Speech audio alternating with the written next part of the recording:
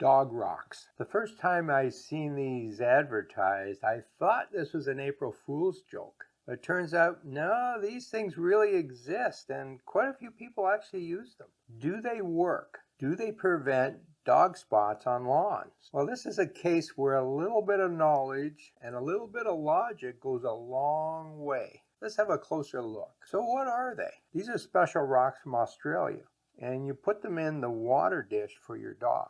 You let them sit for 10 hours. They do some magic to the water, and then when your dog drinks the water and pees later on in your lawn, you don't get spots. It doesn't damage the lawn. Now, if you want to go and visit the place where these come from, it's called the Dog Rocks Hotel. Isn't that convenient? Now, these things sell in the U.S. for about $40 for a package which is enough for 6 months. You should replace these rocks every 2 months because they stop working, and you get rid of those and put new ones in the water dish. Now let's look at the claims. Well, the first claim is that these rocks are special. They have paramagnetic properties. Now, this was the claim a few years ago when I reviewed these on my blog. And I had a look today, and they've taken that away. Well, that's a good thing, because anything that has paramagnetic properties isn't working. That's pseudoscience. There's no scientific evidence that that will do anything to these rocks. Their website now says that they've done 20 years of research. The thing I find very unusual is that after 20 years of doing research, there isn't one published paper and there's no data. I mean, it's pretty easy to go to a lab and measure the water before and after you use the rocks and show that there's a difference. No such data exists. Here's what the managing director of Dog Rocks has to say. We sell a product called Dog Rocks. It's an 100% natural rock that we import from Australia, and you put the rock in the dog's water bowl and it will stop burn patches appearing on your lawn. Imagine that. These rocks are 100% natural. I mean, have you ever seen a rock that wasn't natural? I mean, you go in the yard and pick up a rock, you can't get more natural than that. For some reason, this is an important feature of these rocks. Chewy is a company in the U.S. that sells a lot of pet supplies, and they did a nice little video about these rocks. And here's what they have to say. Dog rocks help to neutralize your dog's urine, so your lawn can be the best on the block. Your dog's urine can become too acidic from impurities like tin, ammonia, and nitrates in his drinking water. I'm going to have a closer look at that claim in a couple seconds. Here's another claim from one of the suppliers. Dog rocks lower the nitrate amount in the diet. How does that work? You have rocks over here. The dog eats this diet over here, and for some reason, the amount of nitrates in this diet go down?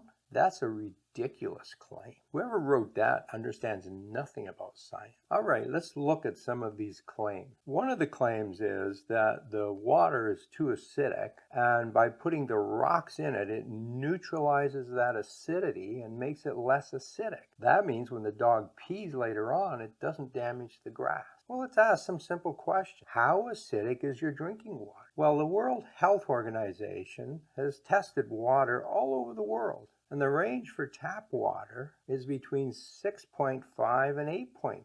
Now, neutral is 7, so 6.5 is just slightly acidic. And you can see that most drinking water is actually alkaline. It's not acidic. So the claim that these rocks neutralize the acidity in water are kind of ridiculous because there is no acidity in water. There was also a claim that it reduces the amount of tin. I didn't know tin was a problem. I mean, do we have a lot of tin in our drinking water? Does it damage grass? Well, the shorter answer is no and no. There's very little tin in drinking water. There's very little tin in food. So the diet of the dog has very little tin. What does that mean? There's very little tin in the urine. I don't know who came up with this idea that tin was important to reduce, but tin isn't an issue. The third claim has to deal with nitrates and ammonia. So the rocks reduces the amount of nitrates and ammonia in that water. And so by the time the dog pees it out, we have lower amounts. So there is some science here that's valid. Let's ask a different question. What is actually damaging that grass? Well, it turns out that it's probably high amounts of nitrate and ammonia. That's very similar to over-fertilizing your lawn, right? If you go out and buy fertilizer for your lawn and spread it too thick, it kills the grass. It's the high amounts of nutrients, the high amounts of salts that are in that fertilizer that do the damage. Nitrates and ammonium are salts, but there's a fundamental flaw in that claim. Let's go back to the drinking water. Does it have high levels of nitrates and ammonia? Well, no, it doesn't. And in fact, you know that. Imagine if our drinking water had a lot of nitrogen in it. We could just water our lawn and it would turn green because of the high nitrogen in the water. That doesn't work. Instead, we have to go out and buy fertilizer to get that nitrogen because our tap water doesn't have enough to grow grass. Well, if it doesn't have enough to grow grass, it's certainly not going to damage the grass. And so there's no point in reducing the amount of ammonia and nitrate in drinking water. There's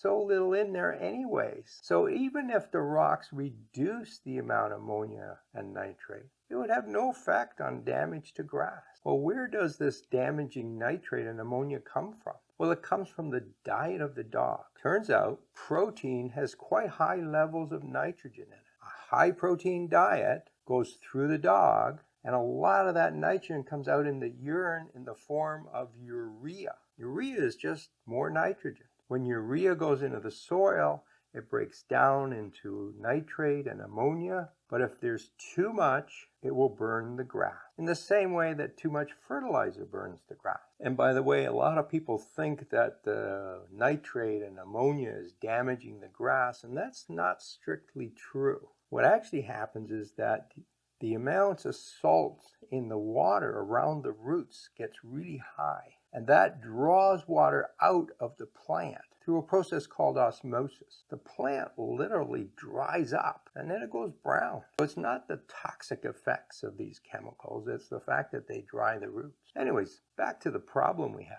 The problem is a diet that's high in protein, which is high in nitrogen, and if too much of that is eaten, it comes out in the urine, and that high nitrogen amount in the urine damages the lawn. Now think about this for a second. How can rocks in the drinking water reduce the amount of nitrogen in that protein, or change the diet of the dog, or affect how much nitrogen is coming out of the dog? Well, it can't. There's simply no way that can work. So do dog rocks work? Well, they might affect the pH a little bit, but that has no effect on your grass. They might even reduce the amount of nitrates in the drinking water, although I doubt it. But even if they did, the amount of nitrates in that water is so low it will have no effect. So why is it that so many people claim these things work? Well, I have a theory about that. If you go out and spend $40 on some rocks, you're going to pay attention to your dog a little more. You're going to make sure that that water dish is full. And the one thing we do know is that if a dog drinks more water, it dilutes the urine, making the nitrogen less concentrated, and it damages lawns less. So by paying attention to the water levels, by giving your dog lots of water, you will actually solve this problem to some extent. Now here's a little trick for you. Go out in your garden and pick up any rocks you find. Now the best ones are nice granite stones, nice and hard stones. Put them in your dog dish, add some water, and they will work just as well as a $40 rock. There's one last thing I'd like to mention about this company. They consider themselves sustainable. They even say, we're working towards a greener future. This is the core of what we do. Well, I have news for you. If you take rocks that don't do anything and don't work and you ship them around the world, that is not a sustainable business. I just saved you $40, and you can thank me by watching this next video on more fertilizer myths. It's going to save you even more money. Happy gardening.